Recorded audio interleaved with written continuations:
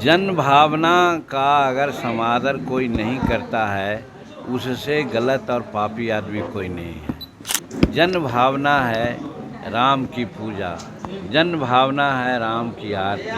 अब ऐसे अवसर पर हमको बुलाया गया तो हम तो अपने को गौरवान्वित समझते हैं। नमस्कार, आप लाइव सिटीज देख रहे हैं। मैं हूं जय शुक्ला। बिहार के पूर्व मुख्यमंत्री और गया लोकसभा सीट से एनडीए के उम्मीदवार जीतन राम मांझी भगवान राम की शरण में आखिरकार पहुंचे। भगवान राम की उन्होंने आरती उतारी है और श्री राम का आशीर्वाद लेकर के उन्होंने कई सारी बातें कही। वीडियो में हम आपको पूरा सुनवाएंगे कि जीतन राम मांझी क्या कुछ कह रहे हैं और यह भी बताएंगे कि चुनाव से ठीक पहले जीतन राम मांझी जो हैं वो श्री राम को लेकर क्या कह रहे हैं और कैसे कह रहे हैं कि जो जनभावना का सम्मान नहीं करता वो पापी है। अब हम आपको जीतन राम मांझी का पूरा बयान भी सुनवाएंगे, लेकिन उससे पहले कुछ जानकारी दे देते हैं। दरअसल ये बातें जीतन राम मांझी ने गया में कही है। गया में जीतन राम मांझी लगातार लोगों के बीच जा रहे हैं, जनसंपर्क अभियान चलाया जा रहा है, जनसभाओं को संबोधित किया जा रहा है जीतन राम मांझी के द्वारा और जनता का मूड जानने की कोशिश की जा रही है। हालांकि जनता के बीच जब हमारे संवाददाता पहुंचते हैं तो जनता का मूड भी जीतन राम मांझी की तरफ दिखता है। हालांकि दो प्रत्याशी हैं, महागठबंधन की ओर से कुमार सर्वजीत वहां प्रत्याशी बनाए गए हैं गया में, दूसरी तरफ उनके विरोधी के तौर पर जीतन राम मांझी एनडीए की तरफ से हैं। तो ऐसे में वहां के लोगों का मन मिजाज जो है वो जानने की कोशिश हम भी लगातार कर रहे हैं। अब ऐसे में जीतन राम मांझी ने श्री राम लला की आरती उतारी है और आरती उतारकर कई सारी बातें कही हैं। अब समय आ गया है कि हम आपको जीतन राम मांझी का ये पूरा बयान सुनवाएं। सर, आज राम की आरती का आयोजन किया गया था, आज इसमें क्या जन भावना का अगर समादर कोई नहीं करता है, उससे गलत और पापी आदमी कोई नहीं है। जन भावना है राम की पूजा, जन भावना है राम की आरती। अब ऐसे अवसर पर हमको बुलाया गया तो हम तो अपने को गौरवान्वित समझते हैं कि हम ऐसे अवसर पर आकर के भगवान राम की पूजा और उनकी आरती में हम शामिल हुए। ये मेरे लिए सौभाग्य की बात है। इसलिए रामलीला से संबंधित सभी जो सदस्य हैं उनको हम बहुत आभार व्यक्त करते हैं उनके लिए। तो सुना आपने जीतन राम मांझी क्या कुछ कह रहे थे। अब हम आपको विस्तार से जानकारी देते हैं कि गया में किस दौरान ये बातें उन्होंने कही हैं। आप तस्वीरें फिलहाल देखिए कि जीतन राम मांझी जब पहुंचे हैं तो क्या कुछ हुआ है। आदर्श रामलीला समिति के तत्वावधान में पुरुषोत्तम श्री राम की भव्य आरती का आयोजन किया गया। मौके पर एनडीए के प्रत्याशी जीतन राम मांझी आरती समारोह में शामिल हुए। इस मौके पर एनडीए प्रत्याशी जीतन राम मांझी उन्होंने कहा कि जन भावना का कोई अगर सम्मान नहीं करता है तो उससे बड़ा गलत और उससे बड़ा पापी आदमी कोई धरती पर नहीं हो सकता। अब जन भावना है राम की पूजा, जन भावना है पुरुषोत्तम श्री राम की आरती और अगर ऐसे अवसर पर हमें बुलाया गया है तो हम अपने आप को गौरवान्वित समझते हैं। दरअसल रामलीला समिति की ओर से ही जीतन राम मांझी को आमंत्रित किया गया था और उस पर उन्होंने ये सारी बातें कही हैं। अब देखिए, श्री राम की आरती और पूजा में जीतन राम मांझी शामिल हुए और इसे उन्होंने अपना सौभाग्य बताया है। श्री रामलीला के सभी सदस्यों को उन्होंने अपनी ओर से बहुत धन्यवाद दिया है और इस मौके पर आदर्श रामलीला समिति के अध्यक्ष कुमार गौरव क्या कुछ कह रहे हैं वो भी आप सुन लीजिए कि कैसे जीतन राम मांझी आए और किस प्रकार ये आयोजन होता है और इस आयोजन का महत्व क्या कुछ है।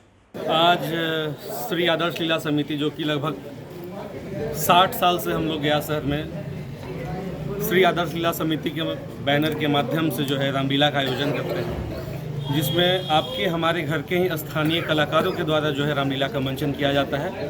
उसके बाद विजयदशमी के दिन रावण वध किया जाता है गांधी मैदान में। तो इस समिति के बैनर तले हम लोग जो है यहाँ के प्रत्याशी गया के और बिहार के पूर्व मुख्यमंत्री माननीय जीतन राम मांझी जी को बुलाए थे और पूरा श्री आदर्श लीला समिति के जितने भी परिवार के सदस्य हैं, इसमें जितने भी कलाकार हैं जिनके माता पिता हैं, चूँकि कलाकार बच्चे होते हैं, तो हम लोग सब लोग मिल करके इनका समर्थन किए हैं।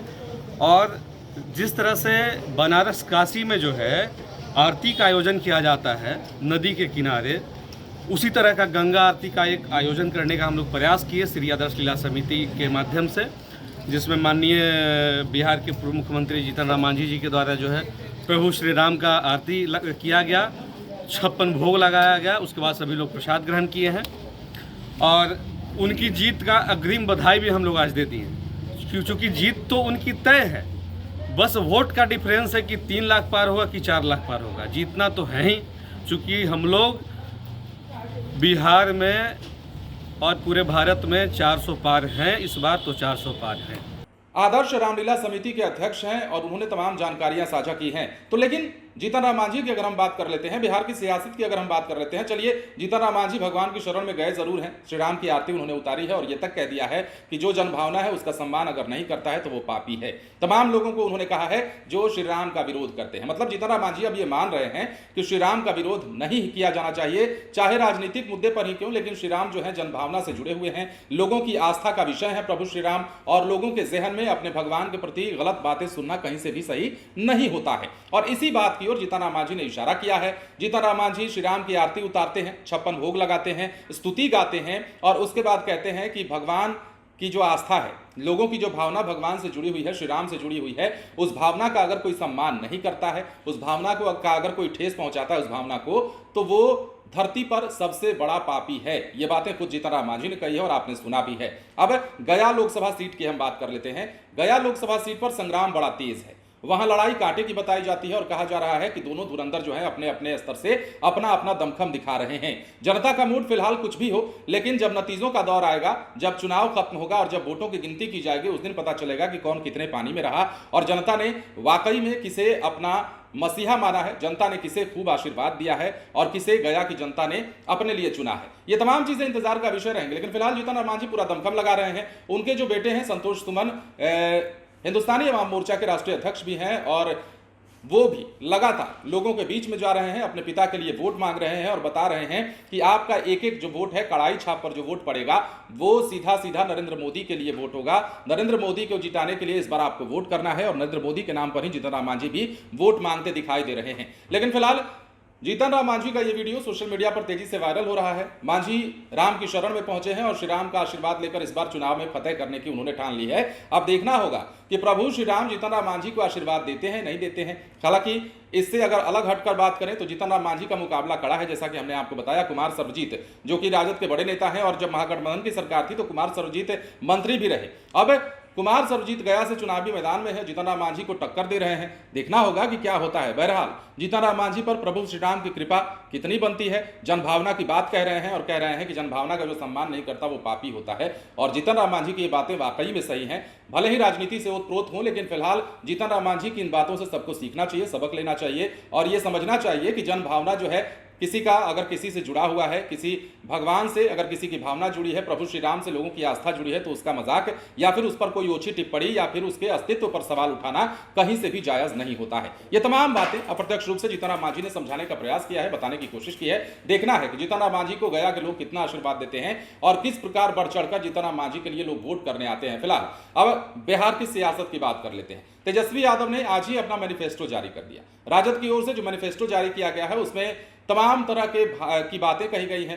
कहा गया है कि अगर हमारी सरकार बनती है तो 200 यूनिट बिजली जो है मुफ्त में देंगे। इसके अलावा 1 करोड़ रोजगार नौकरी की बात भी कही गई है। इसके अलावा जो है महिलाओं के सर्वांगीण विकास की बात कही गई है और सबसे अहम बात जो है तेजस्वी यादव ने ये कही है कि हम जो है वो बात करेंगे रोजगार की, अगर सरकार में आते हैं तो। इतना ही नहीं, बिजली जैसा कि हमने आपको बताया 200 यूनिट फ्री देने की बात कही है, बिहार को विशेष राज्य का दर्जा देने की बात कही है और सबसे जो जरूरी बात है वो राजद के इस मैनिफेस्टो में, मतलब राजद के इस घोषणा पत्र में कहा गया है कि वो 500 रुपए प्रति गैस सिलेंडर कर देंगे कीमत। मतलब गैस सिलेंडर की कीमत जो है वो 500 रुपए कर दी जाएगी यदि सरकार बनती है तो। अब सरकार बने ना बने वो बात की बात है, लेकिन फिलहाल तेजस्वी यादव का ये जो घोषणा पत्र है वो चर्चा का विषय बना हुआ है। पॉलिटिकल एक्सपर्ट ये भी कह रहे हैं कि तेजस्वी यादव ने जो घोषणा पत्र जारी किया है उससे बीजेपी की परेशानी बढ़ सकती है, जदयू की परेशानी बढ़ सकती है और एक बड़ी चुनौती इन सबके सामने आकर खड़ी हो सकती है। बहरहाल बिहार की सियासत की ये बातें रही, लेकिन जीतन राम मांझी का ये वीडियो फिलहाल चर्चा का विषय है। मांझी जो है प्रभु श्री राम के शरण में भोग लगाते हैं, आरती उतारते हैं और उसके बाद कहते हैं कि जनभावना का सम्मान होना चाहिए और यदि कोई जनभावना का सम्मान नहीं करता है, जनभावना से खेलता है, तो वो अधर्मी है, पापी है और उससे बुरा आदमी इस धरती पर कोई नहीं। बहरहाल बने रहें लाइव सिटीज के साथ। यदि अब तक आपने हमारे चैनल को सब्सक्राइब नहीं किया है तो सब्सक्राइब कर लीजिए ताकि हम आपको खबरों से अपडेट रख सकें। यदि आप इस वीडियो को फेसबुक के माध्यम से देख रहे हैं तो हमारे पेज को जरूर लाइक करें। धन्यवाद।